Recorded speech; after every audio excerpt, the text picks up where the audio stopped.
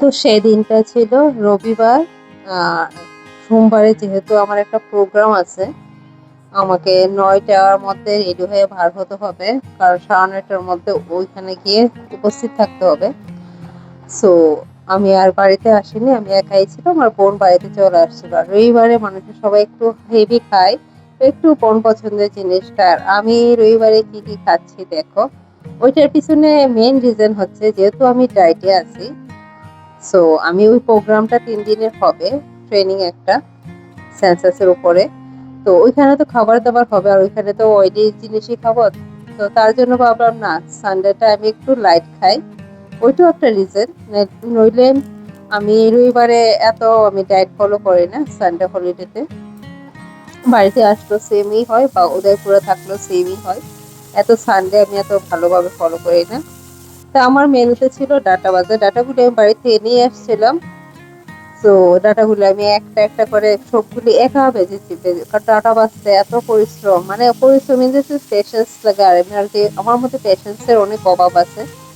আমি জানি না সেই পেশেন্সটা আমার কোন সময় গিয়ে আমি সেই অ্যাচিভমেন্টটা করবো, যে আমার মধ্যে একদম পেশেন্স আসবে। তো যাই হোক, একটা একটা করে ছোট ছোট করে ডাটাগুলি নরম ডাটা না, বাড়ির মানে আমাদের পুরান অনেকগুলো, মানে ওল্ড যে ডাটাগুলি, যেটি আমরা লোকাল ভাষায় বুইড়া ডাটা বলি। সো তো এই ডাটাগুলি ছিল, আমি মা যখন বাড়ি থেকে দিয়েছিল আমি একদম চেক করে নিই। আর যদি দেখতাম যে এইসব ডাটা আমাকে দিচ্ছে, তাহলে তাহলে তো আমি কোনো সময় আনতাম না। আমার নরম ডাটা ইজিতে বাছা যায়, পরিষ্কার করা যায়। সো আমি নরম ডাটাকে পছন্দ করি। আর এইসব ডাটা বাড়িতে আসলে মা রান্না করে মানে যাই করে খাই।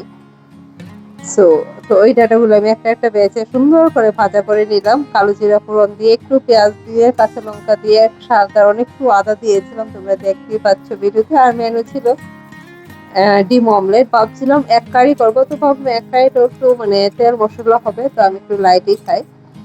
সো আর আমি রবিবার যদি একা থাকি, আমি রান্না বসা একটার মধ্যে গিয়ে রান্না বসাই। সকালবেলা বাড়িতে থাকলে, মানে রবিবার রুমে থাকলে একটু চা খাই।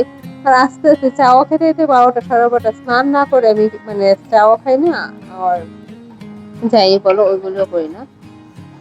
সো আস্তে আস্তে আমি সবকিছু কাজই করি।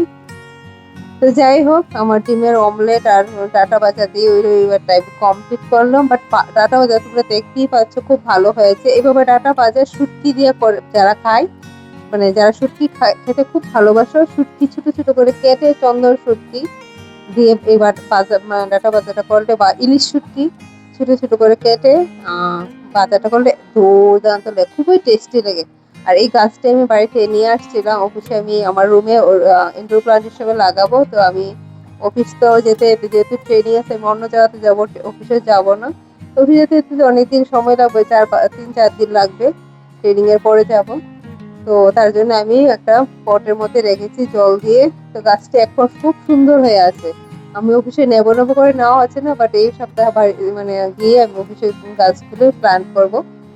আর ডিমের মধ্যে একটু তেল হয়েছে, যদি অল্প তেল দিয়ে ভেজেছি, যাই হোক একটু তেল মানে অয়েলি অয়েলি হয়ে গিয়েছে। আর রাত্রে আমি এইগুলি থেকে একটু খেয়েছি, মানে একটু ডাটা ভাজা রেখেছিলাম আর একটু কিনোয়া রেখেছিলাম। তো কিনোয়া দিয়ে না, যারা কিনোয়া খাও, আর শুকনো শুকনো খাবার জাতীয় জিনিস খেতে খুব ভালো লাগে, কিন্তু ঝোল গ্রেভি টাইপ জিনিসটা খেতে সেরকম ভালো লাগে না। বাট গ্রেভিটা যদি খুব ঘন হয়, তাহলে আবার কিনোয়া দিয়ে খেতে খুব ভালো লাগে। বাট যে কোনো ভাজা ভর্তা, ওইগুলি কিনোয়া দিয়ে খেতে খুব ভালো লাগে।